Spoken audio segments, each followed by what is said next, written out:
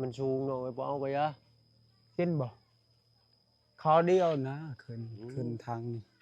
มันชูงเนาะบ่ตกลงมาเจ็บปวดได้นี่มันมีไม้เนี่ยไอ้เจ้าอยู่ไม้ตุยเอานี่ขึ้นกกนี่ปุ๊บผูว้าโดดสลดนี่เอาดีๆเด้อค่อยบ่ต้องเฝ้าบ่ต้องรีบร้อนเป็นวัยรุ่นต้องใจเย็นวัยรุ่นมันต้องใจฮ้อนบ่ได้นั่นน่ะบ่ได้เอาโอ้เต็มลังกูแล้วเฮ็ดไถเต็มหัวนี่เอาออกแล้วบ่มีแล้วเบิดแล้วจะได้ชื่ออาบานนี่ไปเยี่ยมทางนี้ก็ไปปีนต้นหงมี่กินนี่ก็ได้พี่เลือกอียังไงจ้ะเฮ็ดเนาะเราโย่ผู้เดียวเราเนาะนี่สบายดีเจ้าพี่หน่อยเนาะตัดภาพมาทางเฮือนซานบ้านซองของน้องซอดเนาะโอ้เป็นเติร์ดบ้านนี่ไว้เป็นทีเรียบร้อยพี่หน่อยเนาะเอามาข้าวหน้าก่อนมื้อนี้เวลาบ่ท่วงบ่ทันพี่หน่อยนะสีพาน้องเพิ่นปักหลักอยู่หั่นในก็อยู่หั่นแล้วก็ตีกำแพงขึ้น2ข้างนี่3ข้างนี่เนาะแล้วก็ย่างเขาอาบน้ำน่าสิโอเคเนาะเพราะว่าน้องเพิ่นก็เป็นวัยรุ่นเนาะผู้บ่าวโสดก็อายผู้สาวนี่แหละเนาะอาบน้ำหน้าบ้านนี่พี่น้อยเนาะเช็ดชิ้นเป็นทีเรียบร้อยเก็บกวาดสะอาดพี่น้อยเนาะ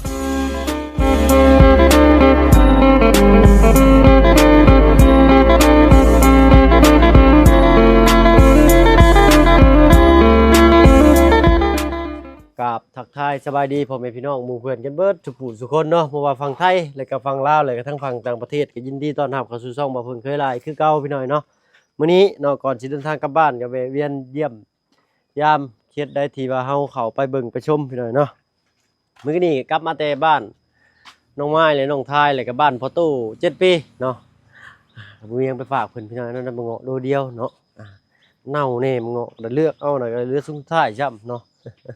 ทางลุงก็ซื้อไป2ถุงกระส้มถุงนึงเนาะเอาน้องชายเฮาก็มาแต่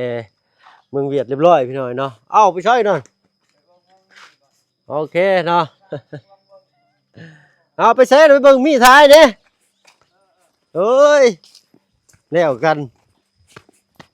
ว่าสิถามข้าวไปใช้มาไปเวียดคือว่าสัญญาณก็บ่ค่อยมีพี่น้อยเนาะฟังหน่อยก็ได้เอาผมมีน้องอ้อนบ่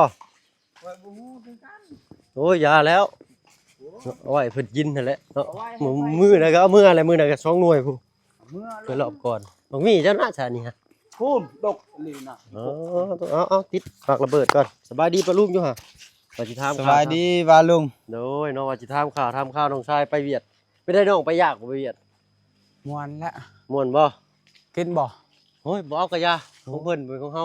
เครื่องเฮานี่ของเจ้าบ่เออไผสิหายแหละมึงมีหนังหรือมึงมีฝ่ายเนาะมึงมีหยังอันนี้ฮะมึงมีหยังอันนี้ข้อยบ่ฮู้ข้อยฮู้แต่กินซื่อๆอีหลีเขาเว้ามักมีคือกันแต่กินซื่อๆแล้วอ่ะมันชุกหรือบ่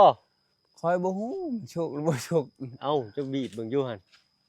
มันขึ้นโอ้มีแนวขึ้นบ่กะยานะมันสิยากได้ดิมึงมีฝ่ายเด้แซ่บบ่ซอกมันมีหนังน่ะแซ่บอยู่มีฝ่ายนี่ก็แซ่บคือกันก็บ่เคยกินมีฝ่ายข่อยดิย่านมันตกสิหัวเด้อ้าวน้องออนเพิ่นบ่อยู่เฮือนบ่เนาะบ่เพิ่นพาลูกเพิ่นไปใช้เด้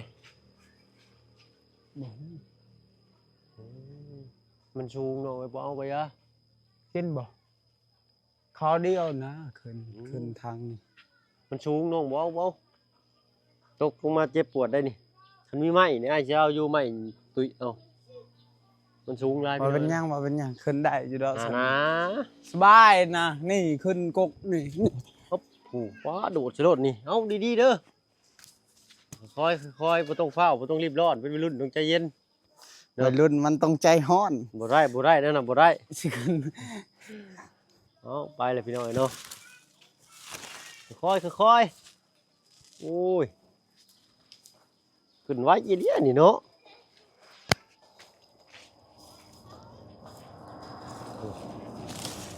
โอ้ดำของมุมไปพี่น้อยเนาะระวังห้างต่อห้างแตนเด้อน้องเด้อย่านได้ค่อยตกตุยให้เด็กน้อยไปเด้อแต่พุ่นเด้อเอาอย่ามาออกเด้อ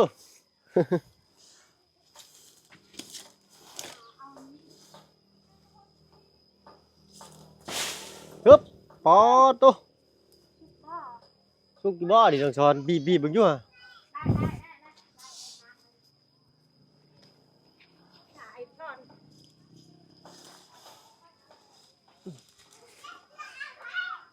โอ้น้องขึ้นเทิงอยู่เลยคอยเด้ออย่าเข้าไปเด้อน้องเด้อปอตุ๊เลือกเลี้ยนี่ โอ้ย เบิ่งย่างมีติดเสือเด้อ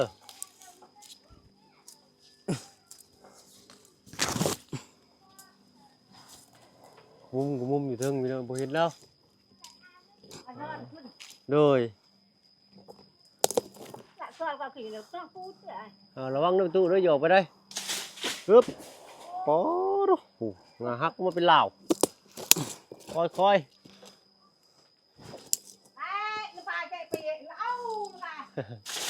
ปึ๊บปอดู จักหน่วยแล้ว สี่ได้น้อง สีแล้ว โดย ยาแล้วน้อง พอแล้วเอายังลายแท้หน่วยเดียวก็กินกัน3 คน4 คนบ่เบิดเลยนี่คอยเด้อใจเย็นๆไม่ต้องรีบอ๊อบเอาอีกแล้ว5 หน่วยได้น้อง ฮะ 5 หน่วยแล้ว ลายแท้ โอ้ยลายหมดแดง ข้างบ้านเฮือนซ่านนี่ บอ หน่วยไงคอยเด้อ โดย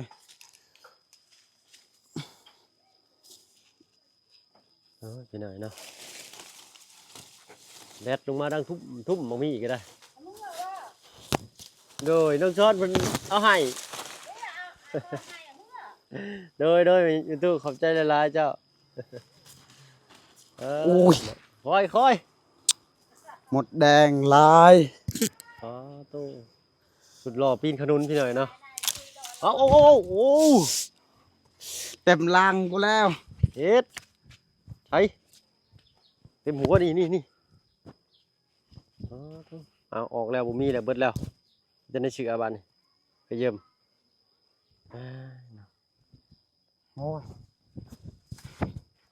เกือบแล้วเป็นอะไรเมื่อยวะน้องเมื่อยน้องขึ้นกงไม้ครับขออนุญาตมันชุกมันหล่นจากคอเลยอันนี้แล้วก็จับจนงาหักไม่มาคามกันเลยโอ้ยยังบุญหืมจับไปจักหนูโอ้ตัวตุ้ยบ่ฮู้คือกันมาหลายเพื่ออะไรโอ้ยเมื่อมันชุกแล้วนี่กำลังหืมเขาว่าป้าอ้อยนี่ก็แมงหนูนี่เนาะมันบิดง่ายบ่ง่ายเลยนี่มันหืมแล้วนี่สิชุกเลยมันแมงเนาะแมงดวงกินเดี๋ยวได้ลวงกินมันตกเป็นแมงกินได้อยู่นี่ฮะน่าใจดูกล่าวฉันใจเป็นตัวมึงมีนังหรือมีผายนี่มีผายบ่หรือมีนังมึงมีนังบ่ไม่ได้ลายโดย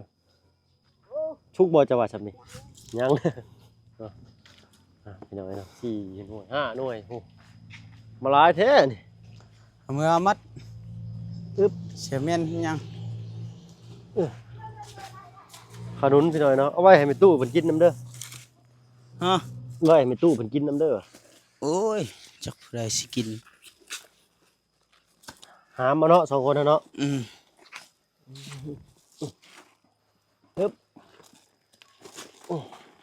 จิ้มบุขาดเนาะมาได้อยู่เนาะไปเดี๋ยวช่วยแล้วหน่อยสวยเงินสะอ้อนจีฮักเลยไปพี่หน่อยเนาะยังส่งแคนก่อนแคนเดียวบ่ไหวนักพี่หน่อยเนาะของฝากของต้อนมื้อนี้ก็หลายขนาดเข้ามาแต่ใช่เข้าสาวน้ำน้องน้ำเข้ายังเข้าน้องน้ำกับอันเข้าน้องพายบ่น้องพายเพิ่นเอาให้พ่อเพิ่นเด็กให้เนาะทางนี้ก็ไปปีนต้นองมี่กินนี่ก็ได้พี่เลือกเลี้ยงมาจ้ะเราโย่ผู้เดียวเรานอนนี่สวัสดีเจ้า โอ้ สวิงเขาขาดซะพี่น้องเอ้ย สวีเงินน้องอ้อนซ้ำเบิ่งน้องเบิ่ง ผมฝากของตอนน้อง มัน ช้อน ชุกมันแก่แล้วบ่นี่แก่แล้วเนาะ แกแล้ว โค้งๆเลยเลยสีบ่ว่าของนี่พี่น้องเอ้ย อื มัก ม กะลินี่ โอ้มันสิเป็นอะไรเด็กมี ต้น ขาย นี้เห็นบ่นี่น่ะอ๋อเจ้าบืนแล้วบ่เมื่อกี้นี่ โอ้ตัวโดดใส่กกประคำเห็ดปั้นอันท่าซาน ไปกวานทิ้งกูลูกพิว เลยมึงก็หมดเต็มเชือแล้วเต็มพรมแล้วผู้ โอ้โหไต่หัวไต่หางอยู่บาดนี้เอ้า ไป ขอบใจเด้อเด้อ โดยว่าเป็นหยัง หน่วยพี่หน่อยเนาะ อืม จะบอกไว้กินจักหน่วยบ่ โอ้ยเฮาก็กินตลอดก็เบื่อคือกัน เนาะเนาะมันกินตลอด ไปเอาสวิงไปชงชาวออนเพิ่นเนาะ โดย ชาวออนบ่อยู่มื้อนี้ โดย จะเป็นเพิ่นพาลูกเพิ่นไปใส่บ่เห็นเลยโอ้มีย่างติดมือคักอีหลีนี่เนาะ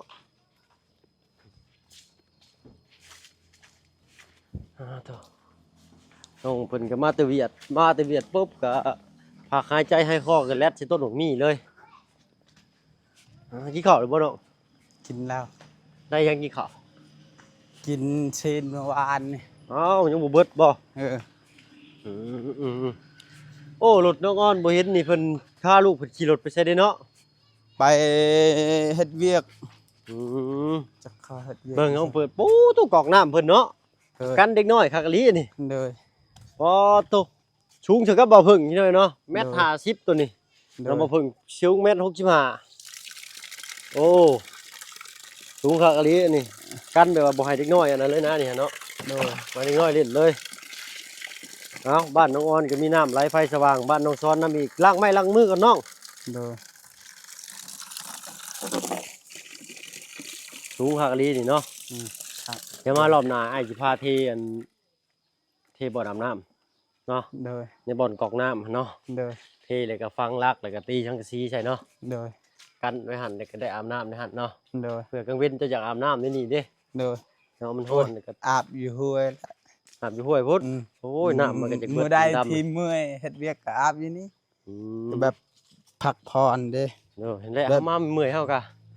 เล่นเขาหันดิบโดดแหละมันจังบ่ไปไกลเนาะ โอ้ยมันประหยัดน้ำนะ ประหยัดเจ้าก็อยากประหยัดน้ำสิบ่เนาะ โดย เนาะเอ้ามึงมาบัดรอบหน้ากับพี่น้อยเนาะเพราะว่าไม่ต่อของตามน้องเพิ่นสิเก็บไว้เป็นที่เรียบร้อยเนาะทางอันตู้พ่อก็เก็บไว้แล้วก็มาเก็บซอยอยู่เด้พี่น้อยเนาะต่อเนาะเอามาแล้วพี่น้อยเนาะปึ๊บ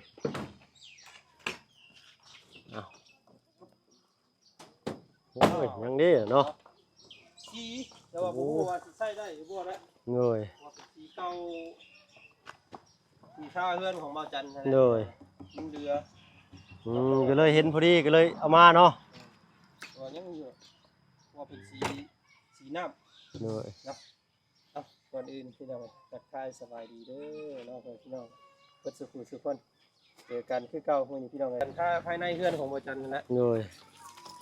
น้องมึงอยืน ข เนาะ องแท้ได้สี 2,000เกือบ 3,000บ่ได้ถังหนึง เงย สี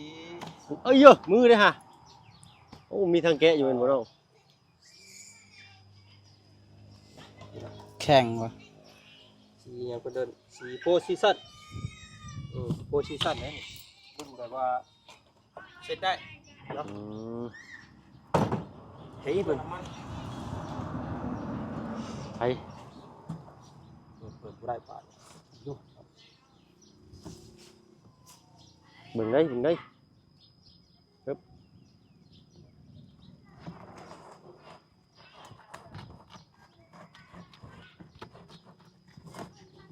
สีครีมงาม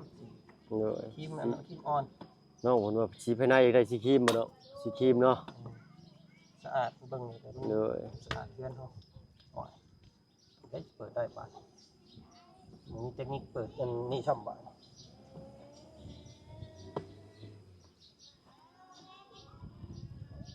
ได้เอาซะเปิดบ่ได้ปุ๊บ ใส่งัดจวด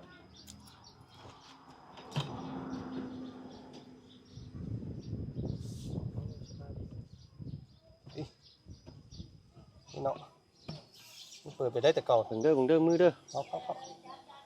อันนี้เอาอึ๊บโอ้ พอดีพอแล้วข้างในนี่ ทางในได้อยู่นี่ ต้องหาไม้มาคนมึงอยู่เนาะเริ่มไม้ ออกนี่ห่านสีทาสางเบิ่นสร้างทาสี สีครีมเนาะ สีจุดแพงแน่นี่ อืม ทั้ง2,000กับ3,000 ทางน้อยๆนี่ได้เนาะตู้อืม 2,800เราก็ซื้อกัน 2,000ปลายหามังไฟคนมังกรโอ้ยังได้อยู่ โอ้ยยังคักอยู่นี่เนาะอันนี้เป็นผสมน้ำอีกจักหน่อยหนึงก็ได้เด้นี่เนาะ เฮาเอาน้ำใส่ เลย มันผืดๆไปสินี่เฮาเอาน้ำใส่ เลยอันนี้คือสีสดๆเลยยังบ่ได้ผสมแม่นบ่ลุง ยัง เลยโอ้ทางนี่ก็เรียกว่ายังละลายพี่หน่อยเนาะใส่ไปประมาณ 15%เนาะ ใส่ในเดียว เลย สีออกครีม เลย ราคาในห้อง เลยถ้าในห้องน่าสิพออยู่เนาะ ภายในตัวนี้ เฮาก็เหลือแต่สีรองพื้นเนาะ เอาขึ้นอยู่นี่ตัวใหญ่ ใช้รองพื้นโอ้ยรองพื้นก็มีนี่ครบชุดแล้วนี่เนาะ เอาไปรถนะครับ ปิดปั๊บเลยเอา ลงแกมันก่อนตัวมันเสียได้ไปจากขนาด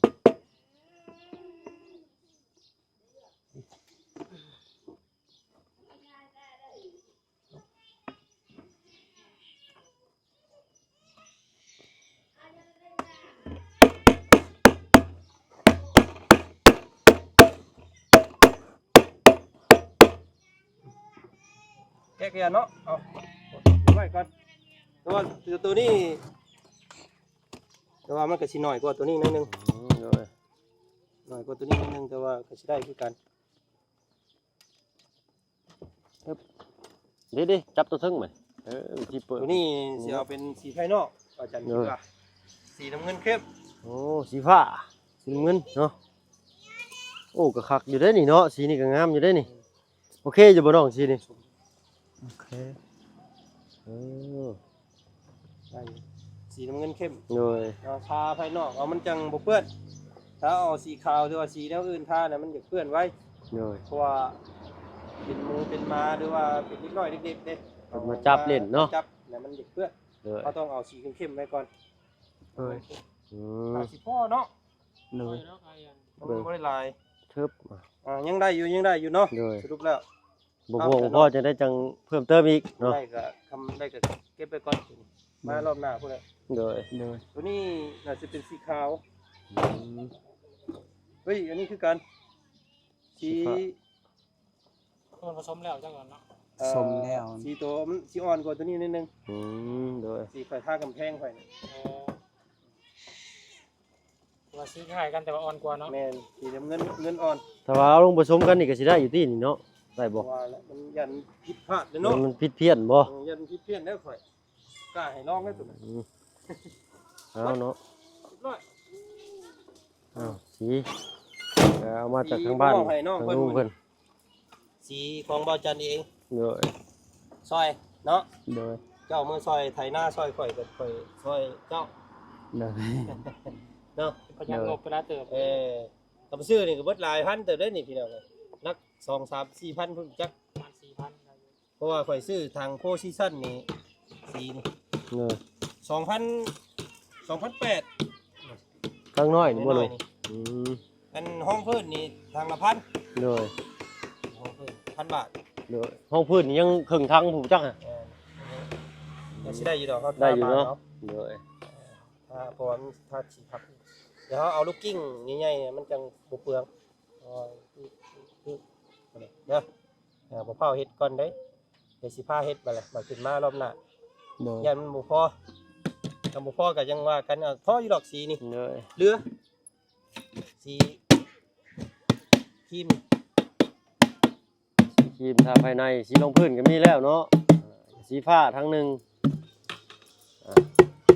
เอาป้าไว้ก็บ่ได้ใช้ได้พี่น้องตั้งแต่ว่าจันเฮ็ดอันน่ะเพื่อนพุ่นแหละ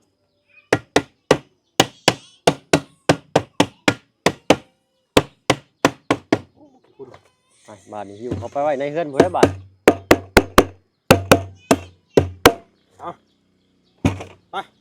พากันหิวข้าว สีโฮซีซั่นปึ๊บอ้าวเพื่อนสิงานได้ก็ย่อมสีไปแล้วป้าไปข้างนอกนี่ก็ได้ข้างนอกเนาะ โดย มันมีใครเอาแล้ววะ โดย มีแต่ป้ามัน อันนี้บ่ ต้องรับคนเอาเด้อ ยังมื้อแรงยังหิวข้าวในก็ได้เนาะ มึงเคยเอาดอกนี้ เออ ว้าคนเดียวคนขนาดโอ้โหแล้วเอาเนาะปูนเรื่องอันหนึงคือเนาะ เออ เอาคนละอย่าง แล้วว่ามารอบหน้าสิพาน้องเป็นเทอันนั้น ที่มึงอาบน้ำแล้ว โดยแล้วก็เฮ็ดเช้าขึ้นจัก4เช้าแล้วก็ตีสังกะสีใส่น้องเพิ่นยังไปอาบน้ำอยู่ห้วยอยู่เนาะบางทีน้องเพิ่นมาเมื่อยๆก็สแลปเขาหั่นน่ะนะเนาะอ่ะเนาะโอเคบ่เนี่ยนะ